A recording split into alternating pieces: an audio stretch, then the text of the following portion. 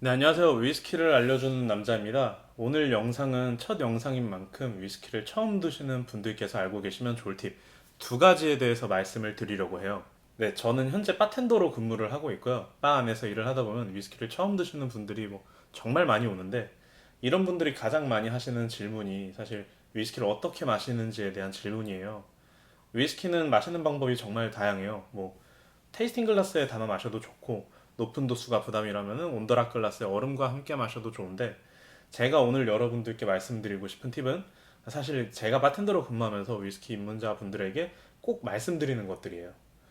첫 번째, 위스키를 생각보다 조금씩 천천히 마셔야 한다는 것이고, 두 번째, 위스키를 마시면서 표현하고 기록하라는 것이에요.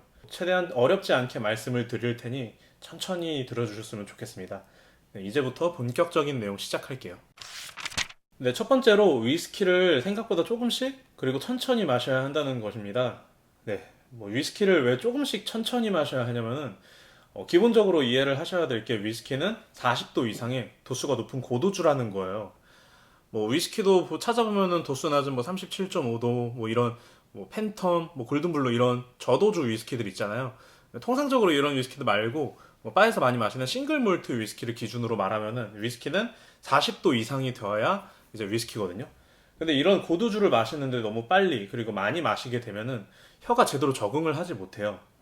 근데 많은 분들이 접하는 주류가 맥주, 소주, 막걸리인데 이런 술들보다 위스키는 20도 이상 도수가 높잖아요. 이런 도수 높은 술을 한꺼번에 많이 그리고 빠르게 마시게 되면은 혀에서는 위스키가 가지고 있는 풍미를 제대로 느끼지 못하고 알코올이 주는 자극만을 느끼게 돼요. 그래서 위스키를 조금씩 그리고 천천히 마심으로써 혀에서 적응할 시간을 충분히 주는 거고, 또 다른 이유는 이제 위스키가 충분히 풀리는 시간을 주는 거예요. 저는 손님분들께 조금씩 그리고 천천히 마시면서 위스키 한 잔, 이 한 잔을 대략 30에서 45ml로 봤을 때 30에서 45ml 정도의 분량을 40분 정도로 드시라고 말씀을 꼭 드리거든요. 이런 템포로 마시게 되면은 위스키가 가지고 있는 풍미가 공기하고 만나면서 더 잘 느낄 수 있게 풀리게 되고, 이 풀리게 되면서 되게 혀에서 부드럽게 편하게 느낄 수 있게 돼요. 그래서 처음에 이제 알코올에 강한 인상이 컸다면은 시간이 지날수록 위스키가 가지고 있는 본연의 풍미를 제대로 느낄 수 있게 되는 것이죠. 네, 두 번째로는 위스키를 마시면서 표현하고 기록하라는 거예요. 사실 여기서는 표현하는 거에 대해서 조금 더 포커스를 맞출 건데, 위스키를 처음 마시는 분들이 이제 자기 혀에서 위스키가 어떻게 느껴지는지에 대해 표현한 거를 되게 부끄러워하시거나 무서워하시는 분들이 많으세요. 왜냐면 이게 위스키에 대해서 정답이 있을 것 같고 내가 말하는 게 정답이 아니면 틀린 거라고 생각하기 때문인데, 저는 위스키를 느끼는데 정답이 있다고는 생각을 안 하거든요.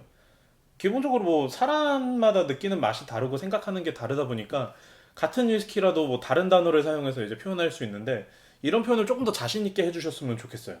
이렇게 자신 있게 표현하다 보면은 앞에 있는 바텐더하고 솔직히 통하는 부분도 있을 거고, 다른 부분이 있다면 서로 어떻게 느끼는지에 대해서 얘기하는 게 위스키를 즐기는 재미기도 하거든요. 그리고 이제 이런 과정을 통해서 위스키에 대해서 기록을 하나하나 하다 보면은 기록이 하나하나 쌓여서 자기가 위스키를 어떻게 느끼는지에 대해서 나침반이 되어줄 수 있어요. 그러니까 처음 위스키를 드시더라도 자신 있게 표현하시고, 이거를 다른 앞에 있는 바텐더하고 공유한다거나 다른 사람하고 공유하면서 기록하게 되면 정말 좋을 것 같다고 생각을 합니다. 앞에서는 두 가지 팁에 대해서만 말씀을 드린다고 했는데, 계속 녹화를 하다 보니까 제가 이제 한 가지 더 드리고 싶은 팁이 있어요. 앞에서 말씀드렸다시피 많은 손님분들이 자기가 느낀 맛이나 향을 말하기 어려워하고 이제 설명하기 어려워해서 앞에 있는 바텐더에게 위스키에 대해서 물어보는 거를 많이 망설인다고 말씀을 드렸잖아요.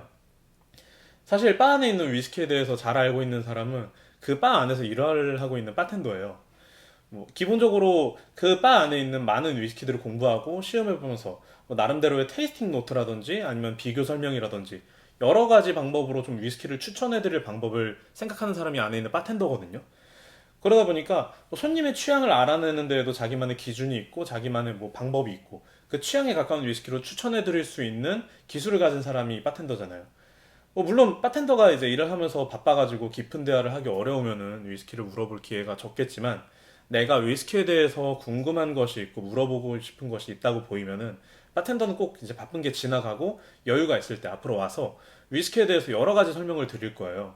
그러니까 바텐더에게 물어보는 것 자체를 무서워하고 망설이지 않아 주셨으면 좋겠어요.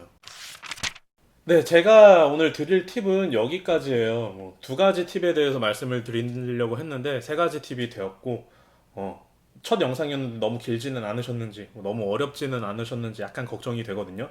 그래도 영상 끝까지 봐주셔서 정말 감사드리고, 오늘 다루지 않은 내용이어도 댓글로 이제 궁금한 거 남겨주시면은 제가 아는 내용 이제 상세하게 대답을 해드릴 거고, 모르는 내용은 저도 열심히 공부해서 댓글로 남겨드릴게요.